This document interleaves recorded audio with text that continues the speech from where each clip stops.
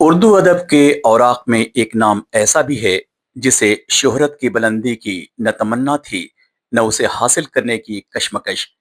اس نے تو اپنی سادگی، سچائی اور دل چھو لینے والے جذبات کو اپنی شاعری میں پرو دیا۔ اسے لوگ بڑے ہی عزت سے خلش مخدوم آبادی کہتے ہیں۔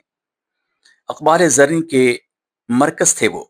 ان کی شاعری میں فصاحت، بلاغت سے زیادہ عام فہم الفاظ کو استعمال کر حالات حاضرہ پر جو اشعار کہے ہیں، یقیناً اس کی ستائش کی جانی چاہیے۔ آج کے اس دور میں جہاں جذبات کند ہو گئے ہیں اور مشینوں نے انسان کی جگہ لینا شروع کر دیا ہے، ایسے میں خلش مخدوم آبادی کی شاعری انسانی قدروں کا نیا باب کھولتی ہے۔ ابھی ایک اس اسکرین پر کچھ دیر میں ایک ویڈیو چلے گا جناب خلش مخدوم آبادی کے حوالے سے۔ ان کا ایک انٹروڈکشن، ایک میرا خیال ہے بایوگرافی ہے، اس کو ہم لوگ دیکھیں گے۔ اس ویڈیو کو بنانے میں جناب عمران حسن خان صاحب اور جناب زمزم رام نگری صاحب کا بڑا اہم رول رہا ہے۔ آپ نے عمران صاحب کی جو ہے اس میں آواز ہے، اور جو اسکرپٹ ہے وہ میرا خیال ہے کہ زمزم صاحب نے لکھی ہے۔ آئیے ہم لوگ اس کو جو ہے دیکھتے ہیں۔ اردو ادب کے اوراق میں ایک نام ایسا بھی ہے جسے شہرت کی بلندی کی نہ تمنا تھی نہ اسے حاصل کرنے کی کشمکش۔ اس نے تو اپنی سادگی اور دل چھو لینے والے جذبات کو اپنی شاعری میں پرو دیا۔ اسے لوگ بڑے ہی عزت سے خلش مخدوم آبادی کہتے ہیں۔ اخبار زرین کے مرکز تھے وہ۔ ان کی شاعری میں فصاحت، بلاغت سے زیادہ عام فہم الفاظ کو استعمال کر حالات حاضرہ پر جو اشعار کہے ہیں، یقیناً اس کی ستائش کی جانی چاہیے۔ آج کے اس دور میں جہاں جذبات کند ہو گئے ہیں اور مشینوں نے انسان کی جگہ لینا شروع کر دیا ہے، ایسے میں خلش مخدوم آبادی کی شاعری انسانی قدروں کا نیا باب کھولتی ہے۔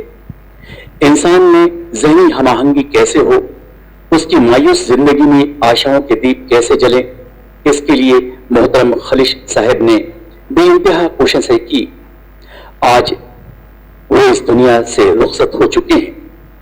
ان کی متاع ادب کو منظر عام پر لانے کی ذمہ داری ان کی پیاری بھانجی ریشمہ خاتون پر آن پڑی ہے۔ اور وہ بھی کیوں نہ، ڈاکٹر ریشمہ خاتون جو خود بھی ایک شاعرہ ہیں اور اردو ادب کی نئی روشنی جن کی ساری زندگی علمی فضاؤں میں بکھرتی رہی ہے، آج ناخدا بن کر خلش صاحب کی ادبی کشتی کو ساحل پر لانے کو کوشاں ہیں۔ اسی کی ایک کوشش آج سوز خلش کی رسم اجرا کے لیے ہم سب دلی مبارکباد پیش کرتے ہیں۔ ریشمہ خاتون جو بی ایچ یو کی گولڈ میڈلسٹ اور ٹاپر رہی ہیں تتھا آکاشوانی سے جڑی ہوئی ہیں، نے اس موقع پر ایک مشاعرے کا اہتمام کیا ہے جس میں محترم خلش صاحب کی یادیں تازہ ہو جائیں گی۔ مدر علمہ فیملی کو اس بات کی خوشی ہے کہ جناب سلیمان آصف صاحب نے محترم خلش صاحب کو ادبی دوست بنایا تھا۔ خدا کرے ڈاکٹر ریشمہ خاتون اپنی کوششوں میں سدا کامیاب رہیں۔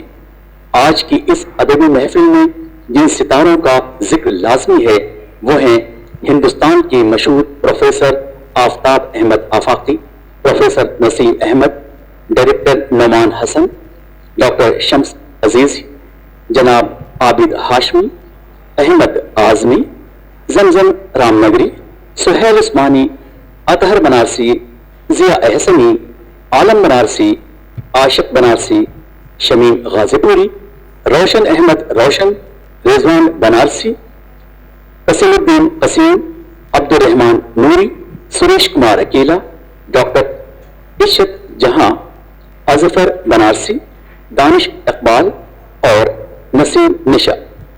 یہ پروگرام زیر اہتمام رہبر علم و ادب حفیظ فاؤنڈیشن بنارس بمقام سنٹ الحنیف اسکول منعقد ہے۔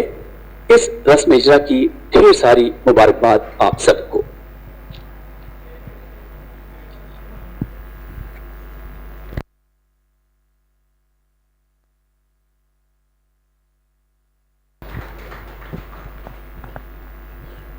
بہت شکریہ۔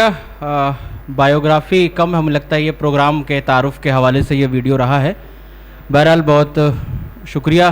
جناب عمران حسن خان صاحب کا اور زمزم رام نگری صاحب کا کہ جنہوں نے اس ویڈیو کو جو ہے وہ ترتیب دیا.